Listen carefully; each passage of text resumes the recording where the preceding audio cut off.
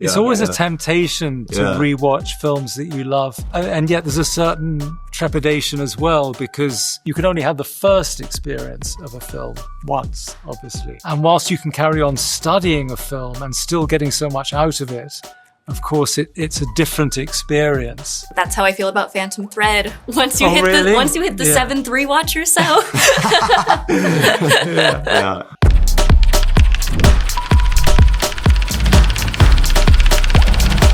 So you mentioned that you screened some films for Ronan. What are some films that you've screened? Well, I mean, the list is long, and Rogue probably has a better memory than I do, but certainly it would have included Giant. Giant, we watched so many times. Ronan's younger brother, Cashel, was absolutely fixated on Giant. Yeah. And the thing that most delighted him was that when you're on the East Coast part of it, with Elizabeth Taylor's character, she goes back to her family for a period of time. She comes down to breakfast, and they have this sort of massive breakfast. Huge. All these like silver tureens that are like sausages and eggs.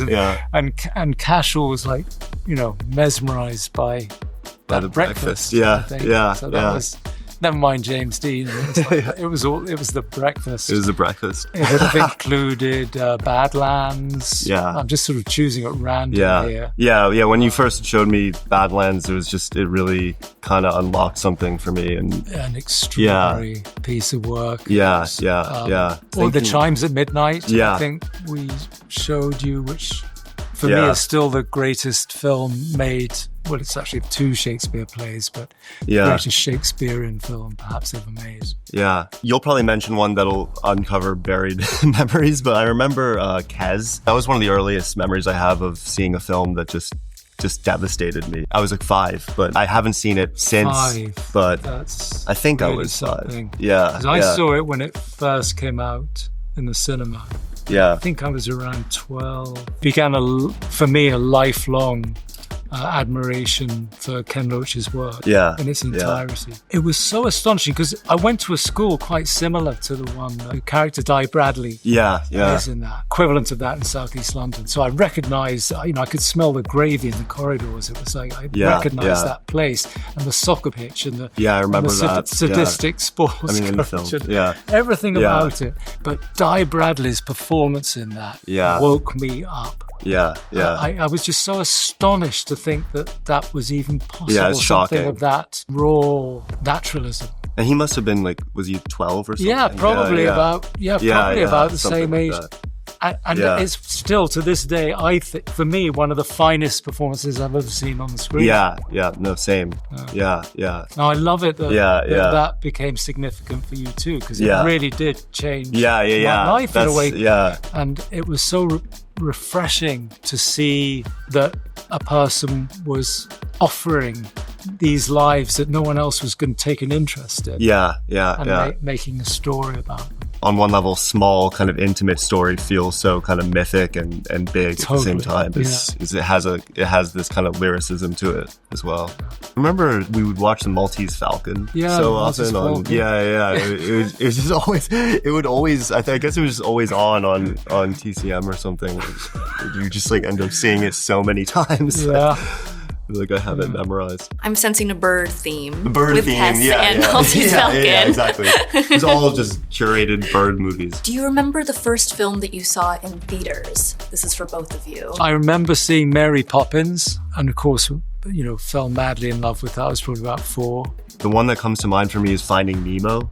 And it's honestly a masterpiece. Like I rewatched it again recently. It's just just a beautiful film. Amazing cinematic experience. Film maybe that I found to be the most perfect film I ever saw was Les Enfants du Paradis. Yeah, I remember you showing me that. Marcel Carné's film. I remember showing you that. I've seen it maybe 5 or 6 times now. It still astonishes me. And it was made during the war, which makes it even more that's crazy, unimaginably wonderful. I remember just the crowd scenes in that being insane. Yeah. And all the actors, every single actor in it is just perfect. The camera work is perfect, and the light. And, You remember this film, Secret of Rowan Inish? I do remember it very well. Yeah. That's another one that kind of came back to me recently that I remember us watching when I was around, I think, like 7 or something, or around that age. Something about it's kind of mythic aspect and just the setting I remember really, really well. When I was a youngster, Martin Scorsese's work was like a revelation to all of us. I mean, I'm not talking about other actors, I'm just my mates that I grew up with. And when Taxi Driver opened, I think I saw it 4 or 5 times in the first week it came out. Just kept going back to see it. It was a revelation so it's possible to do that, I mean, both in the entirety of the work, in Marty's work, but De Niro, the discovery of De Niro's work for me was an absolute revelation. I've seen all of those great films over and over again. Yeah, I remember when you guys showed me Goodfellas for the first time. It was physical experience. Right. So my heart was like pounding out of my chest, and the paranoia is really kind of settling in. And those last 10, 15 minutes. Yeah. A film that I can't remember when we showed it to you, but I'm pretty sure we did, which is again one of the greatest films that I've seen, is The Leopard. I remember you showing me that. I don't know if you ever saw it on a big screen. No, it was on a smaller screen. I wish I had seen it. Yeah, that needs to be seen. And Marty, actually, when I was working with him, was one of the great gifts he gave us, quite apart from the work itself, was every weekend he'd screen a film. Oh wow! For us, and the first film he screened was The Leopard, and it was just magnificent. She just died, didn't she, Claudia Cardinale, just a few days ago? Oh, really? Sad to see that. Wow. Yeah. Blue Velvet is a film that I've definitely studied that a lot, and when I was on set, strange magic to that one. Yeah, I remember that affected you deeply the first time you saw it. Yeah, the first time I saw it, I hated it. There was like a bad spirit or something in it, and then I tried watching it again a few years later, and it became like probably my favorite film. There was one day where there was this shot I wanted to get that I was just like frantically trying to find this one shot in Blue Velvet, and I couldn't find it, and we were like running out of time, and I was like just kind of skimming through the film. Eraserhead was the first one of his I saw that my mom showed me, and it used, I guess, the medium in a way that I just hadn't thought was possible. And the way that the strangeness and the strange occurrences in his films are so just accepted into the fabric of them, rather than them feeling like these kind of surreal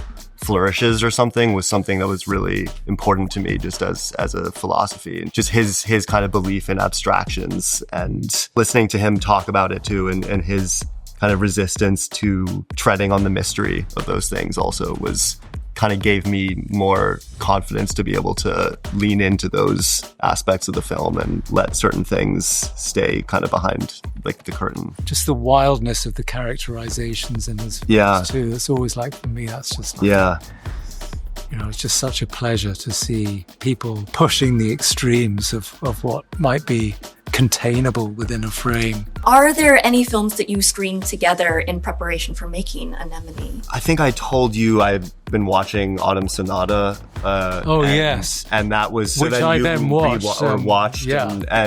And there was something about that as just like the close-up as like a torture chamber that I was thinking about a lot. What a film. It's a punishing watch. Yeah. But it's so masterful. And again, the performances. The performances are just insane. The ways that this confined space can feel so like alive and kind of menacing and activated by the way that the actors are kind of moving through it and kind of revolving around each other is just... And I think also with that in mind, we talked about the possibilities of two shots of what might be achieved. The idea of containing two principal people at one and the same time throughout an entire scene. And one of the ones that I think with the same thing in mind, Steve McQueen's amazing film Hunger. I watched that leading up to.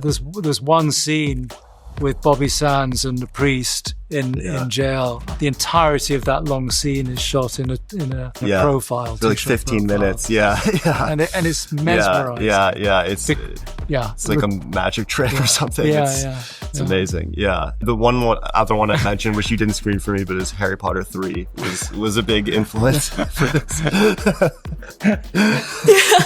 Prisoner of Azkaban, Birdman is good to have like a